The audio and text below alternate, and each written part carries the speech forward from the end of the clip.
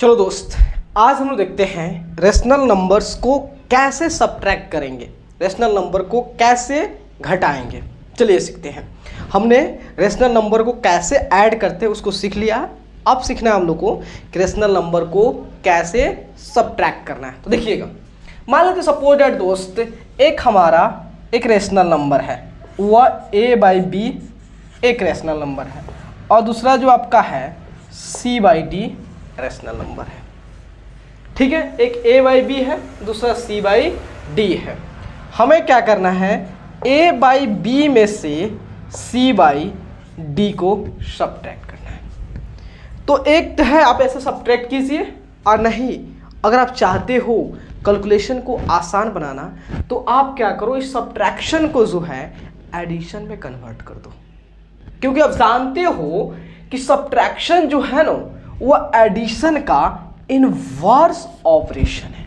क्या है कि जो सब्ट्रैक्शन जो है वो एडिशन का इनवर्स ऑपरेशन है। तो अगर हम सब्ट्रैक्शन को एडिशन में कन्वर्ट कर देंगे तो हमारा सब्ट्रैक्शन जो है, घटाव जो है, आसान हो जाएगा। समझे? तो यहाँ देखिए, तो हम क्या करेंगे, हमें जो है इस a/b के साथ कोई छेड़खानी नहीं करनी है। जैसे है वैसे a/b लिख दिया। मतलब जिसको आप छेड़खानी जानते हो किसके साथ करना है, जिसको सब्ट्रैक्ट करना है उसके साथ। तो देखिए, हमें जो है a/b में से इस c/d को सब्ट्रैक्ट करनी है। तो देखिए, अब हमने सब्ट्रैक्ट करा था, अब इसको ऐड करेंगे। लेकिन ये जिसको हम सब्ट्रैक्ट कर रहे हैं दोस्त, इसको क्या कर रहे हैं हम, सब्ट्रैक्ट करें। जिसको हम सब्ट्रैक्ट कर रहे हैं उसको क्या करेंगे, इसका एडिटिव इनवर्स, मतलब इसका अपोजिट लेके इसमें ऐड कर देंगे। मेरी बात को समझिएगा, हमें जो है a/b में से c/d को सब्ट्रैक्ट करना है। और हम जानते हैं कि सब्ट्रैक्शन जो है ना वो एडिशन का इनवर्स ऑपरेशन है। तो हम क्या कर रहे हैं, इस सब्ट्रैक्शन को एडिशन में कन्वर्ट कर दिया। आपको इसको इसमें कोई चेंज नहीं करना है। चेंज किस में करना है, जिसको आप सब्ट्रैक्ट कर रहे हो, जिसको आप घटा रहे हो उसमें चेंज करना है। तो आपको क्या करना है, c/d का एडिटिव इनवर्स लेना है।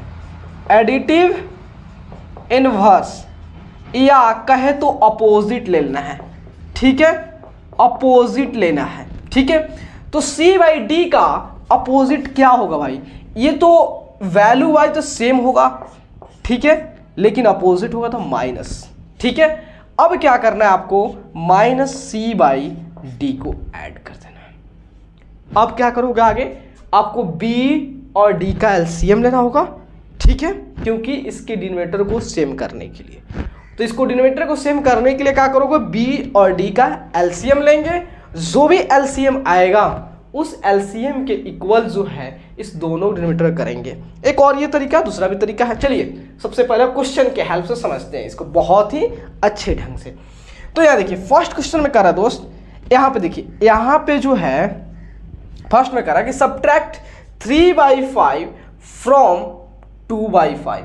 मतलब कह रहा है कि 3/5 को 2/5 से, फ्रॉम मींस क्या होता है, से होता है, सब्ट्रैक्ट मतलब घटाना, मतलब 3/5 को 2/5 से घटाइए। मतलब पहले किसको लिखेंगे, 2/5, तो 2/5 हो गया।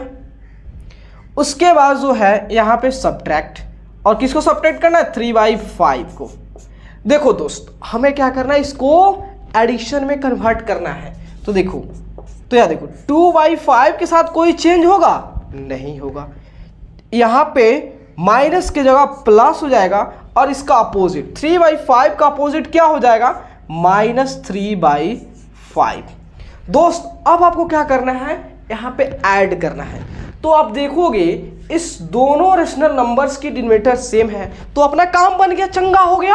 हाँ, तो यार देखिए, तो 5 और इसको न्यूमरेटर को जैसे इंटीजर जैसा ऐड करते उसी तरह ऐड कर देंगे।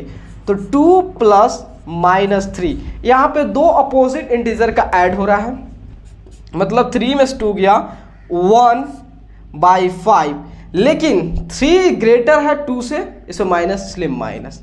आसान हो गया।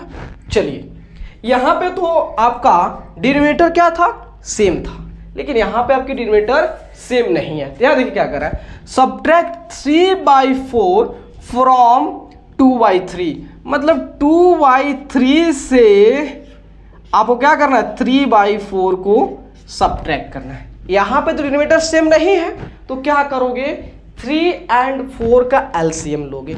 आप देख रहे हो दोस्त 3 और 4 में कोई भी कॉमन नंबर नहीं है, तो इसका मतलब इसकी एलसीएम क्या होगा, इसका प्रोडक्ट ही होगा। तो बाद में पहले इसको एडिशन में कन्वर्ट कर दे, 2/3 हो गया, माइनस को प्लस कर दे, और इसका अपोजिट क्या होगा आपका -3/4। ठीक है, तो यहाँ देखिएगा 3 और 4 का एलसीएम 12। अब क्या करोगे दोस्त, देखो इसको दो तरीके से कर सकते हैं, एक और तरीका मैं बताऊंगा। यहाँ पे कितना आ गया, 12 आ गया। अब इस 12 को जो है दोस्त इस 3 से डिवाइड करोगे तो 4 बार में खत्म, अब उस 4 से 2 से मल्टीप्लाई करोगे 8। 12 को 4 से 3 बार में खत्म, और 3 से इस 3 से मल्टीप्लाई करोगे -9 आ गया। तो कितना हो गया, -1/12। एक ये तरीका है, दूसरा यही बता दे रहा हूँ। देखिए इसकी एलसीएम कितना है, 12, तो आप क्या कीजिए, दोनों का डिनोमिनेटर 12 कर दीजिए।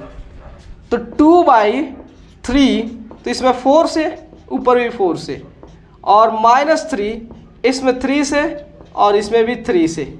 ठीक है, तो यहाँ देखिए 8/12 और -9/12 सेम आ गया, +8 -9, आगे सॉल्व कर लोगे। चलिए अब आते हैं थर्ड में।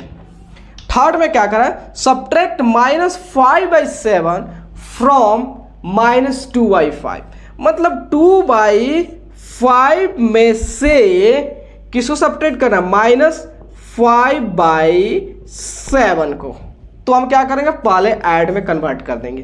तो -2/5 इस सब्ट्रैक्शन को एडिशन में, अब इसका अपोजिट क्या हो जाएगा, सिर्फ माइनस है तो प्लस हो जाएगा।